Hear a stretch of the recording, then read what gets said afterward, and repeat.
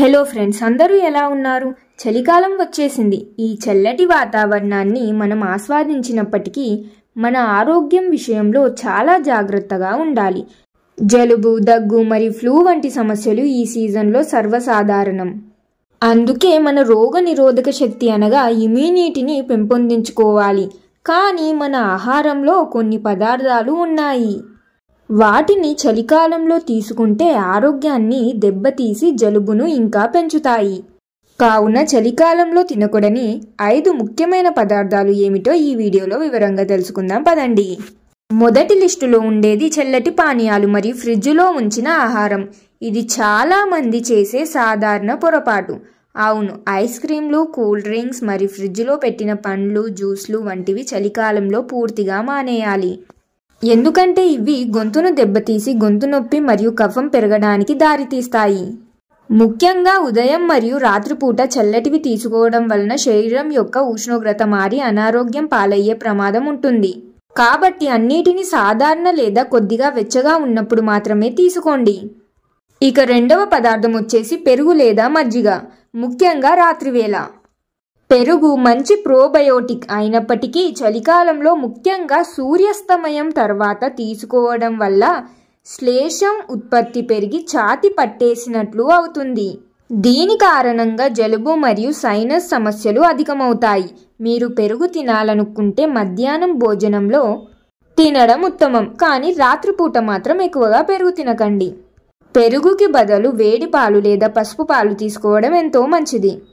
ఇక మూడవ పదార్థం వచ్చేసి నూనెలో బాగా వేయించిన ఆహారం మరియు జంక్ ఫుడ్స్. చలికాలంలో మన జీర్ణక్రియ కొద్దిగా నెమ్మదిస్తుంది. ఈ సమయంలో డోనట్స్, పకోడీలు, సమోసాలు లేదా ఎక్కువ నూనె ఉన్న చిరుతిండ్లు తినడం వల్ల ఆ ఆహారాలు జీర్ణం కావడానికి ఎక్కువ సమయం పడుతుంది. ఇది కేవలం బరువు పెరగడానికి మాత్రమే కాకుండా రోగనిరోధక శక్తి పైన ప్రభావం చూపుతుంది. నూనె పదార్థాలు ఇవి ఇమ్యూనిటీని తగ్గిస్తాయి. అందుకే స్వీట్లు, నూనె పదార్థాలకు బదులు నట్స్ మరియు వెజిటేబుల్ సూప్లను ఎంచుకోండి.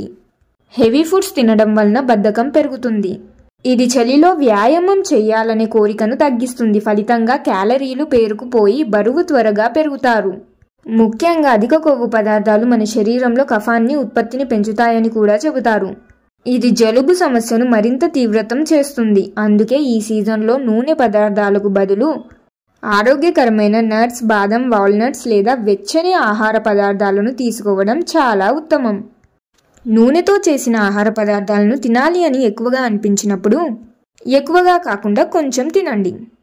ఇక నాలుగవ ఆహార పదార్థం పచ్చి సలాడ్స్ మరియు పచ్చిగా ఉండే కూరగాయలు. సలాడ్స్ ఆరోగ్యానికి మంచివే, అయినా చలికాలంలో వాటిని చల్లగా పచ్చిగా తినడం వలన శరీరం లోపల చలి ప్రభావం పెరుగుతుంది. ఆయుర్వేదం ప్రకారం పచ్చి ఆహారాన్ని జీర్ణం చేయడానికి శరీరానికి ఎక్కువ శక్తి అవసరం.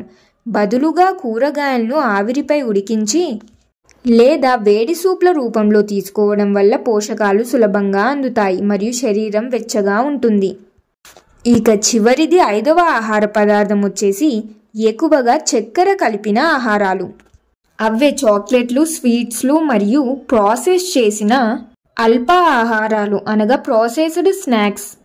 వీటిలో చక్కెర చాలా ఎక్కువగా ఉంటుంది. పరిశోధనల ప్రకారం అధిక చక్కెర తీసుకోవడం వలన జలుబు మరియు ఫ్లూతో పోరాడే మన శరీర సామర్థ్యం తాత్కాలికంగా తగ్గుతుంది.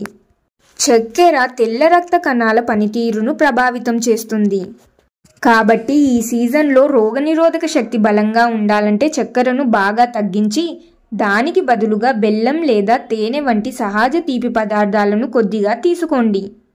చూశారు కదా ఫ్రెండ్స్, చలికాలంలో ఆరోగ్యంగా ఉల్లాసంగా ఉండాలంటే ఈ 5 పదార్థాలను మొత్తం మానేయకున్నా కూడా వీలైనంత వరకు తినకుండా ఉండడం మంచిది.